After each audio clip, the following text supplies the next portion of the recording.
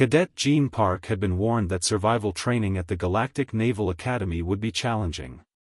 What nobody mentioned was that, challenging, in galactic terms meant, mildly inconvenient, by human standards.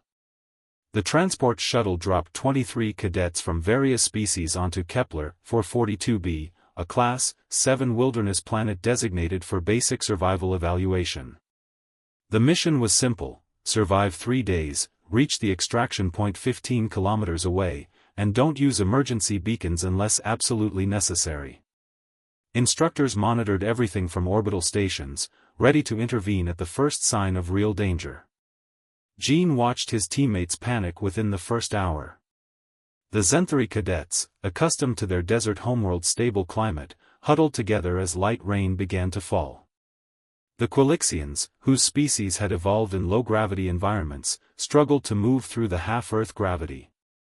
Even the Kryn, known across the galaxy as formidable warriors, seemed unsettled by the planet's dense vegetation and unfamiliar sounds. "This is impossible," groaned Valtor, a Kryn whose blue scales had already lost their usual luster. "The moisture content in the air is 17% above comfortable levels. The temperature fluctuates by 10 degrees every few hours. How can anything survive here?"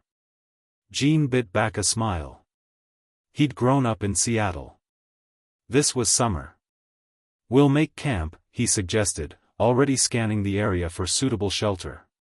"Find water, establish a perimeter, then move at dawn." The others looked at him like he'd suggested they breathe vacuum. But desperation bred cooperation, and within 2 hours, Gene had organized the group. He taught the Zenthari how to use large leaves as rain protection. He helped the Quilixians fashion walking sticks to manage the gravity. He even got Valtor to stop complaining by finding edible berries that tasted remarkably like the Kryn's native fruit. By nightfall, they had fire, shelter, and something resembling morale. That's when the distress beacon activated. The signal came from Sector 7G, 30 kilometers in the opposite direction of their extraction point. Jin's communicator crackled with the voice of Instructor Kovacs from the orbital station. "Attention cadets. A research vessel has crashed in your vicinity. 2 survivors, critical condition. Rescue teams are en route but won't arrive for 18 hours due to ion storms.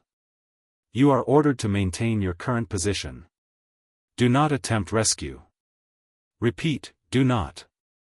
Gene was already moving. He grabbed his pack and checked his supplies. "Park, what are you doing?" Valtor hissed. "You heard the instructor. We're not equipped for this." "You're not equipped for this," Gene corrected, tightening his boots. "I'm from Earth. We climb mountains because they're there. I can do 30 kilometers in terrain like this. In the dark? Through wilderness? To save people you don't even know?" Gene paused at the edge of their camp, rain streaming down his face. "Yeah. That's what humans do."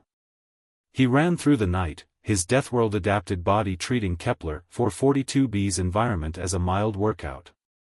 His Earth-evolved eyesight, designed to hunt persistence prey across savannas, picked out paths in the darkness.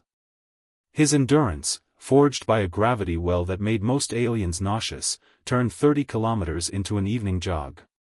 He found the crash site at dawn. 2 Peluvian researchers, their fragile exoskeletons cracked, trapped in wreckage that would take hours to cut through with proper equipment. Gene used rocks, determination, and what his instructors later called terrifying disregard for personal safety.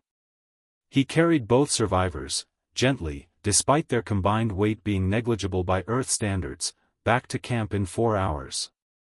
The rescue teams arrived to find Gene administering first aid he'd learned in high school, the survivors stable, and 22 cadets staring at him with something between awe and existential dread. Instructor Kovacs's report to the Academy Board read, "Cadet Park has redefined our understanding of basic survival training. Recommend we reclassify difficulty levels. What we call extreme, Deathworlders call Tuesday." Gene just called it the right thing to do. After all, on Earth, they had a saying, leave no one behind.